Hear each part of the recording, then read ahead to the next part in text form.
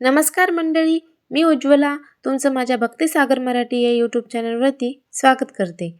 तर मंडळी, आज आपण जाणून घेणार आहोत श्री स्वामी समर्थ यांच्या प्रकट दिनाविषयीची माहिती. तर चला सुरुवात करूया. उधळा गुलाल वाजवारे नगारे, त्रैलोक्याचे स्वामी आज धर्तीवर आले. अनुसूयेचा तूच दूत, सुमतीचा तूच श्रीपाद, अंबा भवानीचा तूच नरहरी, आम्हा कैवाऱ्याचा तूच स्वामी. अशक्यही सारे करीतो शक्य एका क्षणात, भिवू नकोस मी तुझ्या पाठीशी आहे, असे सदा सांगे आम्हास. श्री स्वामी समर्थ यांच्या प्रकट दिनाविषयीची खरी हकीकत सांगणारा हा व्हिडिओ आहे. तर स्वामी समर्थ महाराज कधी आले, कोठून आले, ते कोण होते याबद्दल कोणालाच काही माहिती नाही. पण स्वामी सूत नावाचे त्यांचे एक अतिशय महान भक्त होऊन गेले. त्यांना स्वामी समर्थ हे आपला मुलगाच मानायचे. तर स्वामी सूत यांच्या अनुभवावरून आपल्याला समजेलच की स्वामी कसे प्रकटले, त्यांची हकीकत चला पाहूया. तर शेकडो वर्षापूर्वी पंजाब प्रांतात हस्तिनापूरपासून 12 कोस जवळपास 24 किलोमीटर अंतरावर छेलीखेडा नावाचे गाव होते. त्या ठिकाणी विजयसिंग नावाचा एक लहान मुलगा आपल्या भाऊ-भाऊजाईबरोबर राहायचा. तो मुलगा कोणाही बरोबर जास्त मिसळायचा नाही. तर तेथून थोड्याशा अंतरावर एका पडक्या जागेवर एक खूप मोठा वटवृक्ष होता.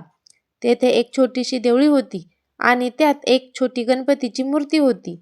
तर तो विजयसिंग खिशात खूप गोट्या भरून तेथे जायचा आणि त्या गणपतीबरोबर खेळायचा आणि असेच तो रोज करायचा.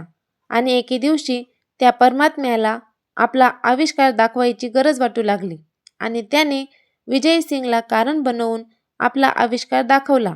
तर तो दिवस होता चैत्र शुद्ध द्वितीया आणि विजयसिंग रोजच्या प्रमाणे आपल्या पद्धतीने या दिवशीही तेथे गेला. पण आज अचानक त्याच्या मनात आले की रोज आपणच खेळतोय आणि आज याने पण खेळायचे. आणि त्याने सर्व गोट्या त्या मूर्तीच्या समोर टाकल्या व तो बोलला की बाप्पा, रोज मीच तुझा डाव खेळतोय, पण आज नाही, आज तूच खेळायचं. बस इतकेच शब्द त्याच्या तोंडातून निघताच धरणी कंपित होऊ लागली. सर्वत्र ढग जमून अंधार होऊ लागला. वारे वेगाने वाहू लागले आणि कोणालाच काही कळेना की काय होतंय. पण काय करणार, ती अद्भुत शक्ती आज प्रकटणार होती.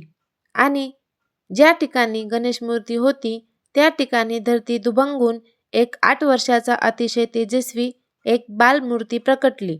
आणि तेच दुसरे तिसरे कोणी नसून प्रत्यक्ष परब्रह्म श्री स्वामी समर्थ महाराज होते. आणि तो विजयसिंग गोट्या खेळताना तेव्हा स्वामींकडून हरला आणि बालरूप स्वामींनी त्या गोट्या उधार दिल्या आणि परत भेटण्याचे वचन देऊन तिथून ते गुप्त झाले. थोडक्यात स्वामींचा अवतार हा पंजाब प्रांतात हस्तिनापूरपासून 12 कोस जवळपास 24 किलोमीटर अंतरावर छेलीखेडा नावाच्या गावात वटवृक्षाच्या जवळ गणेश मूर्तीच्या शेजारी झाला. आता शंका ही उपस्थित होईल की ही गोष्ट कशी काय कळली. तर या गोष्टीचा उलगडा असा झाला की कोकणातील हरिभाऊ म्हणजेच स्वामी सूत हे अक्कलकोटला आले होते आपल्या ऐहिक इच्छापूर्तीसाठी. तेव्हा ते तेथे काही दिवस वास्तवाला होते आणि एक दिवशी स्वामींनी त्यांना जवळ बोलावले आणि मांडीवर घेतले आणि सांगितले की आजपासून तू माझा सूत झाला. सर्व घरदार सोडून दे आणि दर्याकिनारी माझी ध्वजा उभी कर.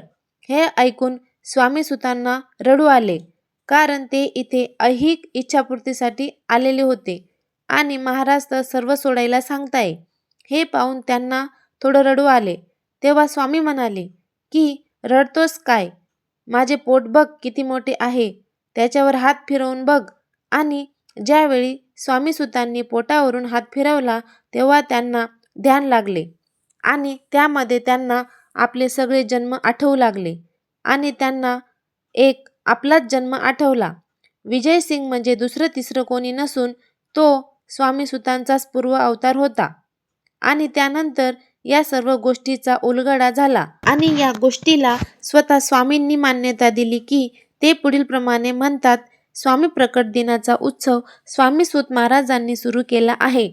ज्यावेळी स्वामी सूत महाराज हा उत्सव अक्कलकोटमध्ये करत होते तेव्हा भुजंगासारख्या भक्तांनी स्वामींना प्रश्न विचारला की स्वामीसूत हे काय करत आहेत. तेव्हा स्वामी म्हणाले की माझा बाळ मी सदेह ज्या प्रकटलेल्या दिवसाचा उत्सव करत आहे. नाना रेखी नावाचे अहमदनगरचे स्वामी भक्त होते.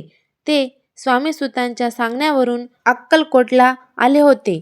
तर ते पिंगला ज्योतिष विद्येत पारंगत होते. स्वामींनी त्यांना आज्ञा केली की माझी कुंडली बनव.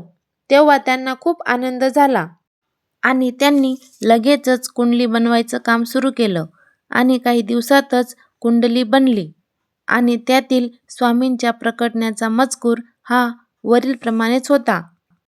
तर ते कुंडली घेऊन स्वामींपाशी आले. तेव्हा तेथे भजनाचा कार्यक्रम सुरू होता. तेव्हा स्वामीजींनी ती कुंडली भक्ताला सांगून माळ्यावर टाकायला सांगितली आणि ज्यावेळी कार्यक्रम संपला आणि परत स्वामींनी कुंडली आणण्याची आज्ञा केली तेव्हा त्या कुंडलीवर हळद, कुंकू, अक्षता, तुळस, फुले वगैरे वाहून सर्व देवतांनी त्या कुंडलीची पूजा केली होती आणि आजही स्वामींची कुंडली स्वामींच्या अहमदनगरच्या मठामध्ये आहे. तर मंडळी, मी आशा करते की स्वामी महाराजांच्या प्रकटलेल्याची ही कथा तुम्हाला नक्कीच आवडली असेल. व्हिडिओ आवडल्या असल्यास व्हिडिओला लाईक, शेअर नक्की करा. आमच्या चॅनलवर नवीन असाल तर चॅनलला सबस्क्राईब नक्की करा. चला तर मंडळी, पुन्हा भेटूया अशाच माहितीपूर्ण व्हिडिओमध्ये. तोपर्यंत श्री स्वामी समर्थ.